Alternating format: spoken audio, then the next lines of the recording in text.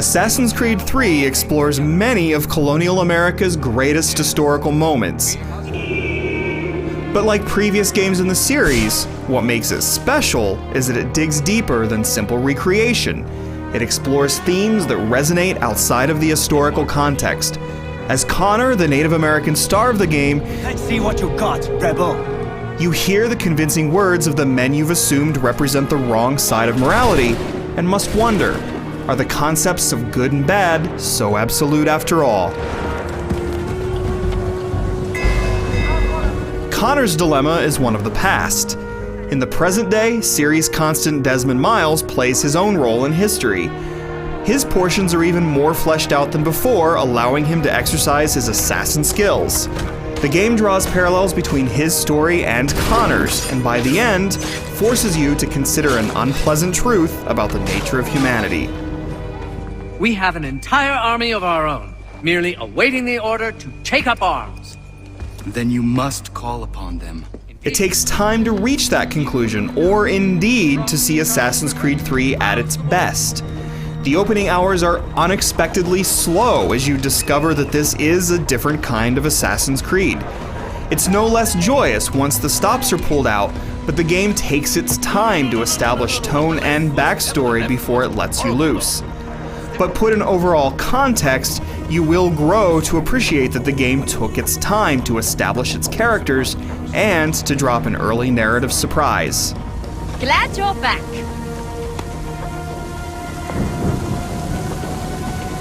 Just what is different in Assassin's Creed 3?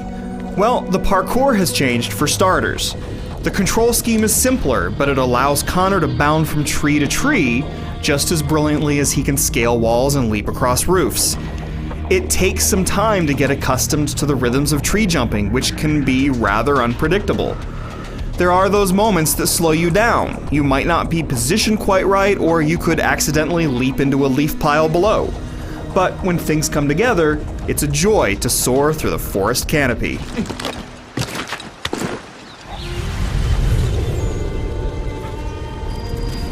You'll do some such leaping around your homestead. The homestead is about building a village, building a future, and building relationships.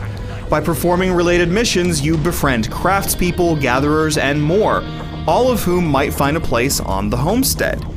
In turn, they can craft items that you sell via caravan for profit. Meanwhile, you watch your patch of land grow into a village of its own. The homestead-focused facets are optional, yet worth investigating. Out in the frontier, you can supplement your storehouse by trapping or attacking wild animals and skinning them. There's rarely a pressing reason to go hunting, but there's something enjoyably bizarre about perching on a tree branch and then assassinating a bunny rabbit from above. Hunting is more of a toy for tinkering with than a fully developed mechanic, unless you grow deeply invested in the homestead's economy. The cities of Boston and New York are home to most of the action. Even outside of story missions, there's plenty to do in the cities, almost all of it wonderful. Ben Franklin's missing almanac pages float in the skies, giving you a reason to take to the rooftops and prance about. Liberation missions have you rescuing townsfolk from British soldiers, among other tasks. Frontiersmen tell tall tales and you follow their leads towards UFOs and Sasquatch. Such exploits put you in direct contact with guards and soldiers, and combat has been tweaked. You counter by pressing the proper button when an indicator appears over an enemy's head, and you no longer have to manage the lock-on mechanic. Battles are fluid and bloody as Connor chops, slashes, and somersaults about, though as always, you couldn't accuse combat of being especially difficult.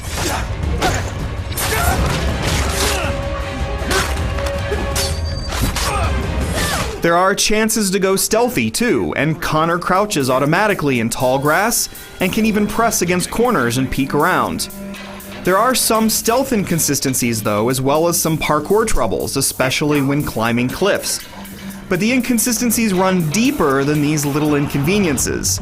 There are minor glitches like animals running in place against rocks. Bigger ones too, like a creature clipping into a wall so you can't finish the mission. There's an air of sloppiness here that was kept to a minimum in previous installments. Assassin's Creed 3's ambition offsets these issues to a great degree, however. The expanses are vast and the atmosphere is palpable. In place of the golden aura of previous games is a more muted look in keeping with its muddy trails and rustic homes. The presentation shines when Connor goes to sea as well. Side missions have you getting behind the helm of a ship and facing the tumultuous ocean. Sailing is fun and often tense, and the visual details are marvelous, capturing the controlled chaos of an eager crew hard at work. In the most exciting battles, ship positioning is key to success, and you sometimes get to even board the ships you ram and do battle with their crews. It's great stuff.